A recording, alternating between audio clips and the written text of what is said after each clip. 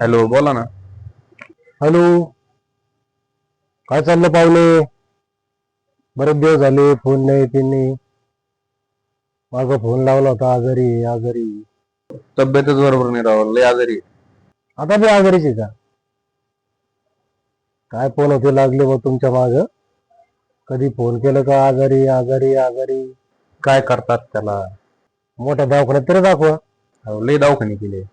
बरं बरं बरं, आज येणारच आहे मी. आज तुमच्या गावात येणारी एकादशी ना, आज येतो, तुमची भेट घेतो आज. हो हो. काय झालं संगड्या पाहुण्यांना?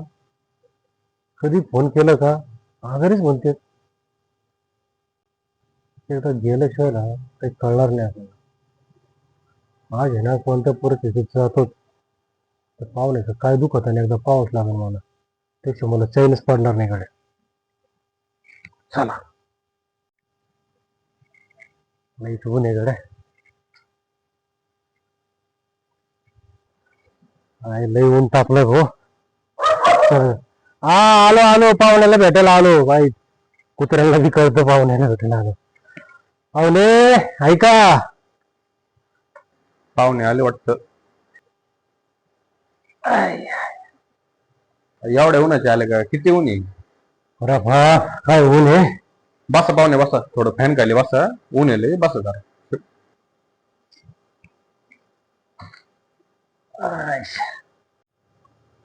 हे पोरांना अहो, कशाला आणलं एवढं? काय गरज होती ती? खायला राहून द्या. काय म्हणते तब्येत? काय करणार, हाय तशी आहे आता तब्येत. काय आहे तशीच, काय आहे तशी. आता मला कधी फोन करा, कधी फोन केला का पोट दुखत, अशक्तपणा आहे, हे आहे ते आहे. अरे एखादा दवाखान्यात दाखवा ना. काय तुमचे हाल करून घेतले तुम्ही जीवाचे, काय आपल्याला काही कळलं नेमकं. अहो, लय दवाखाने केले, काय सांगू. कुठे गेले घरचे? घरचे होय, घरचे सगळे वारीला गेले. एकाच ना. हा, आज वारीला गेले असते ना दर्शनाला. बरं भाऊ, तुमच्या इथं वारीच्या दिवशी आलं का जरा पुण्यपुरी लागतं, है का नाही? बरं आहे बरं आहे बरं आहे. काय उष्णता वाढली हो. पाणी बिणी पाजा मस्त पैकी. आपलं जारचं देऊ का थंड पाणी?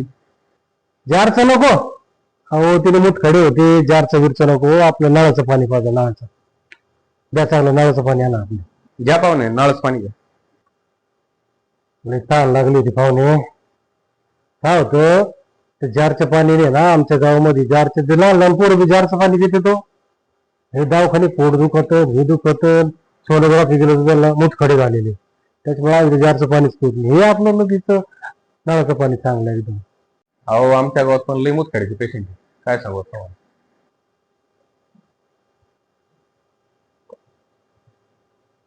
पाहुणे, पाण्याचा तर लय वास येतो.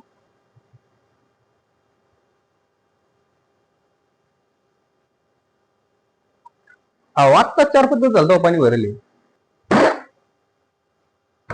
काय 4 आणि 5 दिवसाचं पाणी?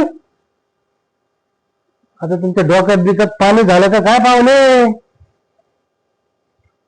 असं पाणी पाहिजे असते का? अहो, आता कुठं 4-5 दिवसाला येऊ राहिलं पाणी, नाही तर आधी 10-15 दिवसाला येत होतं, त्याच आम्ही पित होतो. आमचं तर डोकंच बंद पडलं होतं तुमच्या पुढं. बापा, 10-10 15-15 दिवसाचं पाणी. अहो, हे पाणी पहा, याचं वाता वास येतो आणि तुम्ही म्हणता 10 आणि 15 दिवसाचं पाणी पित होते. अहो, त्याच्यात किडे पडत नसतील का? काय करणार आता, सगळ्या गावात तीच परिस्थिती आहे. तरी मी विचार करतो, पाहुणा तीनदा म्हणतो पोट दुखत, अशक्तपणा आला, पोट दुखत. तुमच्या दवाखान्यात चांगले असे गज भरले असते. खरं बरं पाहुणं तुमचं.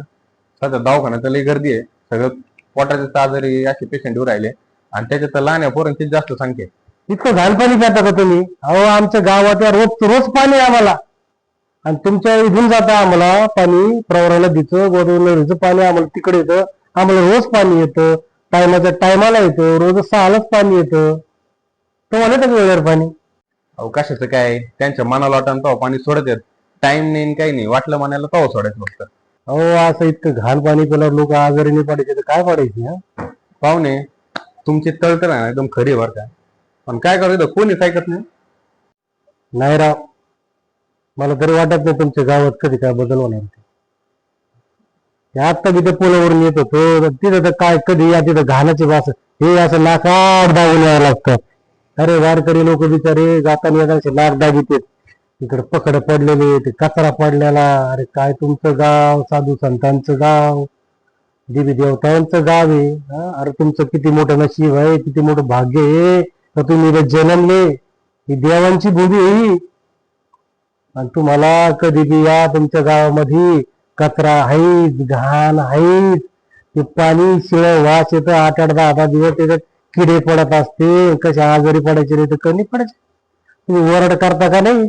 मला तर कधी वरड करता नाही दिसत नाही कोणी तुमचं. तेवढं तर तुमचे ते मनसेच करतात. पाहुणे आम्ही पण मनसेच काम करतो बरं का. पण एवढं आहे बा 100च्या बराबरीचा असतं. एक जण जरी असला ना मनसेचा खरंच बराबरी करीतो. मला मनसेचा लोकांचं खूप आवडतं. कोणतं काम असून द्या, मराठी भाषेचं असून द्या, आंदोलन असून द्या, खरंच तर राजसाहेबांचे खरंच वाघाचे हो.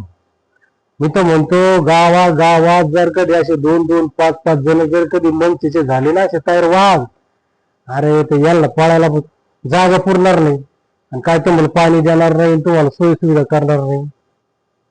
आता तरी मी म्हणतो लोकांनी जागा झालं पाहिजे, नव्या पिढीने जागृत झालं पाहिजे. अरे ते राजसाहेबांचे काय विचार आहे काय. तुम्ही आता त्यांचे व्हिडिओ पाहता का नाही? सगळ्यांचे व्हिडिओ तर पाहत जा. त्यांचे विचार काय आहे, साधू संतांचे विचार आहे, मराठी भाषेसाठी त्यांची किती मोठी तळतळ आहे.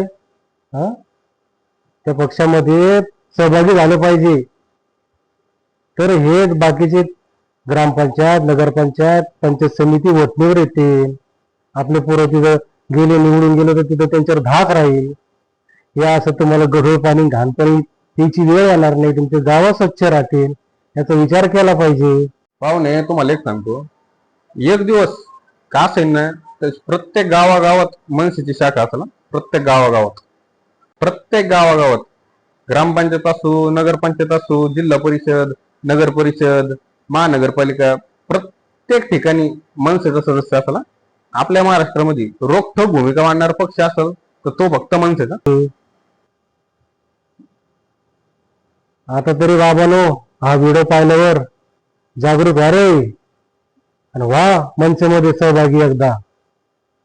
जय महाराष्ट्र.